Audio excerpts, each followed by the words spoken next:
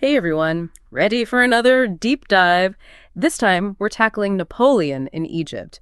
You guys sent in a ton of stuff about this, and wow, I gotta admit, I'm pretty pumped about this one myself.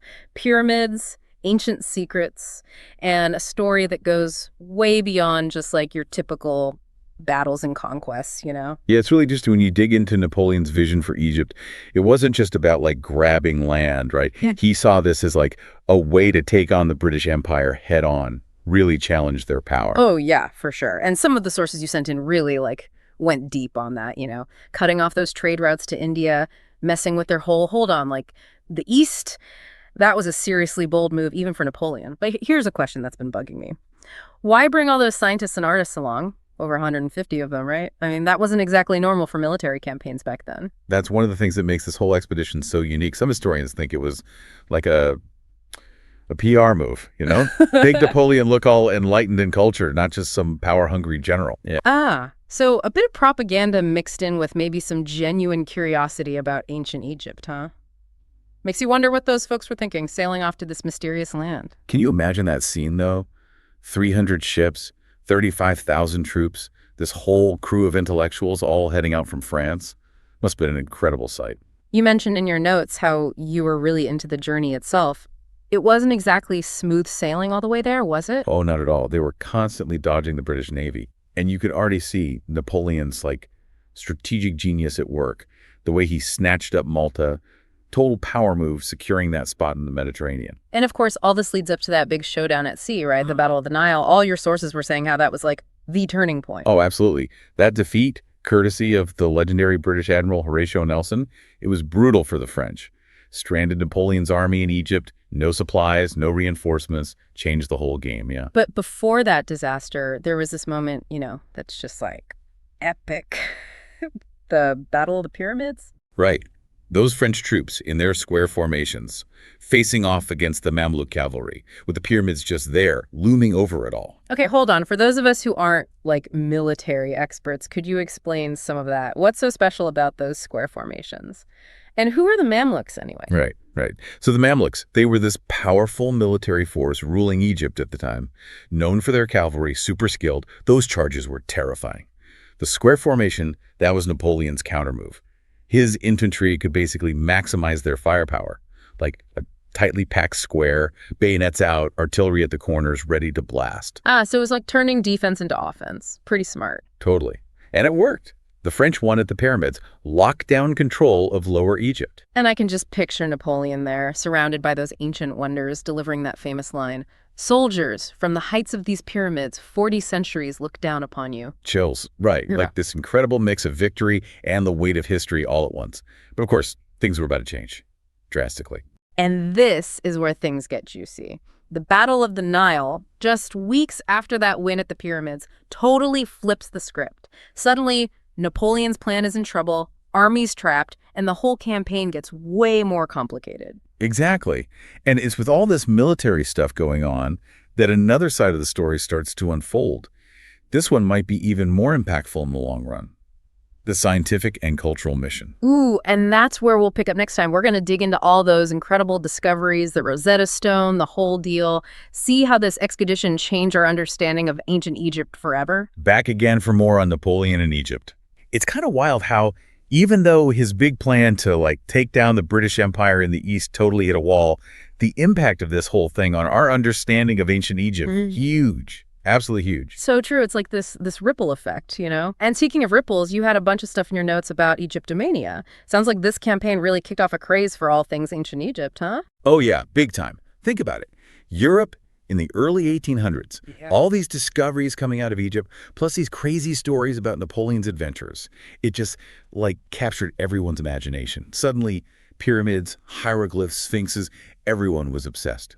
You mentioned in your research that this wasn't just like academics geeking out. What were some of the more surprising ways this Egyptomania thing showed up? It was everywhere. Art, for sure. Painters, sculptors, all throwing in Egyptian stuff, motifs and themes everywhere. Those massive sculptures and paintings from the early 1800s. Lots of scenes from ancient Egypt, Egyptian symbols, the whole 9 yards. It's all directly tied to this fascination that Napoleon's campaign kind of accidentally unleashed. So not just a couple of paintings here and there. This was a full-blown cultural phenomenon. Exactly. And it wasn't just visual art either. Egyptian themes popped up in opera, literature, even Yeah. furniture. Cleopatra became, like, the story to tell on stage. Yeah. Writers were using ancient Egyptian mythology in their novels, poems, everything. They were even putting Egyptian designs on, like chairs and clothes. Wow, it's amazing how this one historical event, this attempt to control trade and all that, ended up creating this huge cultural wave. Makes you wonder if Napoleon himself ever thought that would happen. Total unintended consequence, right? He might not have achieved his, like, political goals, his military goals, but he accidentally cracked open this window into this whole lost world, a world that we're still fascinated by centuries later. And it wasn't just the stories and images that people went crazy for. The actual discoveries, especially the Rosetta Stone, groundbreaking. Absolutely. Your research had a whole article on how the Rosetta Stone was basically the key to unlocking hieroglyphs. This wasn't just some random rock. It was the missing link to understanding, like, the language and culture of ancient Egypt. You're right, that article really hammered home how important that discovery was. Can you remind us how they even found the thing? It's not like they were looking for it, were they? It's actually a pretty great story, pure chance. They found it built into a wall, part of a fort they were building near Rosetta. This French officer, Pierre-François Bouchard, he saw it and immediately knew it was something special. 3 different scripts on the same stone. Greek, Demotic, which was like a late Egyptian script, and hieroglyphs. A total lucky break that changed history. For sure. And it really shows how dedicated those scholars and scientists were. Even with all the chaos going on, they recognized how important that stone was and made sure it was safe. And it wasn't just the Rosetta Stone either. Your notes mentioned something called the Description de l'Égypte, this massive multi-volume work with like everything they learned about Egypt in it. Pretty impressive, considering they were in the middle of a military campaign. It's a truly monumental work. Really shows how ambitious that scientific mission was. You've got detailed descriptions of Egypt's geography, the plants, animals, and of course, all the ancient monuments and artifacts. An amazing resource, even today. Sounds like Napoleon's Egyptian campaign, even with all the military stuff, really achieved something incredible. It brought this whole lost civilization back to life, ignited this passion for learning that, like, we still feel today. Right. It shows you that sometimes the biggest victories aren't the ones won on the battlefield. Sometimes it's about knowledge and discovery. True. But as we're celebrating all this new knowledge and amazing discoveries, we should probably touch on some of the, let's say, more complicated aspects of the story, right? Absolutely. Taking these artifacts from ancient Egypt, putting them on display, especially back then, it brings up some important questions about cultural heritage, about the ethics of collecting. That debate is still going on today, isn't it? Who owns the past? Who gets to study it, display it, even profit from it? Tough questions, no easy answers. What's important is that we talk about them in a way that's, like, thoughtful, respectful. Yeah. We need to listen to the people and cultures these objects came from. And it's not just about the objects, right? It's about how we talk about them, whose stories we tell. Exactly. We have to be aware of power dynamics, make sure we're not, like, reinforcing harmful stereotypes or erasing the people who actually created this stuff that built these civilizations. So yeah, while we're amazed by all these discoveries from expeditions like Napoleon's, we also have to be careful, ethical in how we approach studying and sharing the past. Absolutely. History isn't just memorizing dates and battles. It's about understanding, the complexities of human experience, what we inherit from the past, and the responsibility that comes with that. Well said. And with that in mind, let's shift gears to the final part of our deep dive. We'll see how the lessons learned from Napoleon's Egyptian campaign still shape how we do archaeology today, how we protect cultural heritage, and even how countries interact with each other.